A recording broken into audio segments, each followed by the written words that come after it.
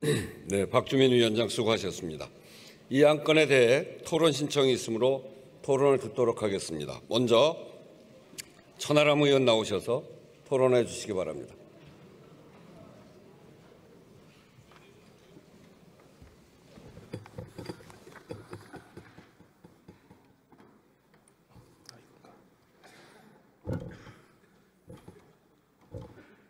제일 높은 거군요. 네, 존경하는 국민 여러분, 우원식 국회의장님과 선배 동료 의원 여러분, 개혁신당의 천하람 의원입니다. 저는 오늘 본회의에 상정된 국민연금법 개정안에 대해 반대 입장을 밝히기 위해 이 자리에 섰습니다. 무려 18년 만에 거대 두 정당은 국민연금 모수 조정에 합의했습니다. 오늘의 합의를 이룬 것 자체는 평가할 만합니다. 그런데 더 내고 더 받는 오늘의 개혁안은 부모가 자식의 저금통을 털어 쓰는 것에 불과합니다. 부모가 둘이서 합의했다고 해서 자식의 저금통을 털어 쓰는 것이 정당화되지는 않습니다.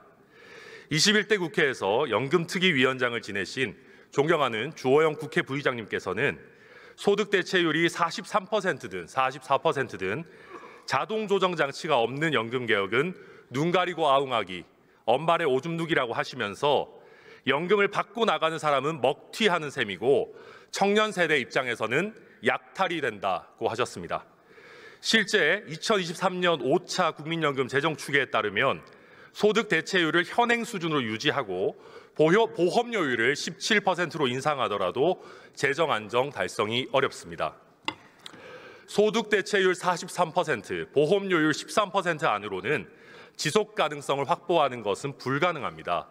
결국 미래 세대에게 감당할 수 없는 부담을 떠넘기는 것입니다. 제 아들이 올해 우리 나이로 10살, 초등학교 3학년입니다. 제 아들 세대 입장은 누가 물어보기라도 했습니까? 미래 세대는 기성 세대를 부양할 능력이 없습니다. 1970년에 출생아는 100만 명인데 제가 태어난 1986년에 출생아는 63만 명입니다. 그런데 2024년에 출생아는 24만 명밖에 되지 않습니다. 기성세대가 만든 초저출산, 초고령화의 대한민국에서 미래 세대는 자기 한 몸 건사하기도 힘들 겁니다. 앞 세대에서 최소한의 폭탄 해체 작업을 해두지 않으면 뒷세대는 말 그대로 폭발하고 말 것입니다.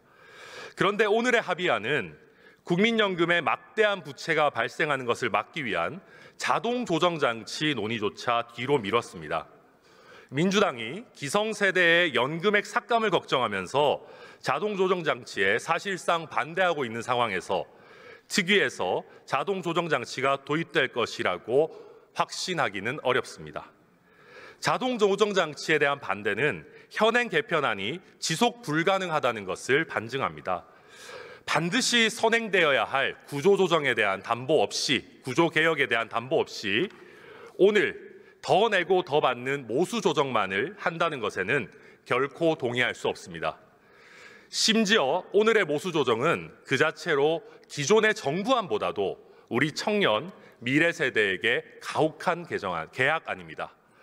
당초 제시된 정부안은 청년 세대의 과중한 부담을 막기 위해서 50대는 연간 1%씩, 40대는 연간 0.5%, 30대는 0.33%, 20대는 0.25%씩 올리는 것이었습니다.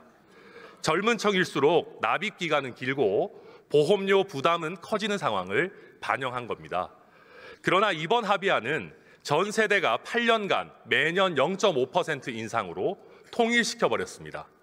우리 청년, 미래 세대에 대한 최소한의 염치는 있어야 되지 않겠습니까? 오늘의 합의안은 정의롭지도 공정하지도 않습니다. 폰지 사기라고 해도 과언이 아닌 폭탄 넘기기는 이제 그만하고 근본적인 구조 개혁을 해야 합니다. 자동 조정 장치는 물론이고 KDI가 말하는 신구연금 분리안을 검토해서라도 세대별 형평성을 강화할 방안을 적극 추진해야 합니다. 아니면 지금이라도 기성세대의 부담으로 국가 재정을 투입해서 연금 고갈을 반영구적으로 막기 위한 안을 함께 고민해야 합니다. 존경하는 선배 동료 의원 여러분, 기성세대가 추가적으로 누리는 혜택은 곧 청년 세대, 미래 세대의 호주머니에서 나올 수밖에 없습니다. 기성세대만을 위한 연금 개혁이 아니라 청년 미래 세대까지 지속 가능한 연금 개혁을 위해서 선배 동료 의원 여러분께서 노력해 주실 것을 간곡히 부탁드립니다. 경청해 주셔서 감사합니다.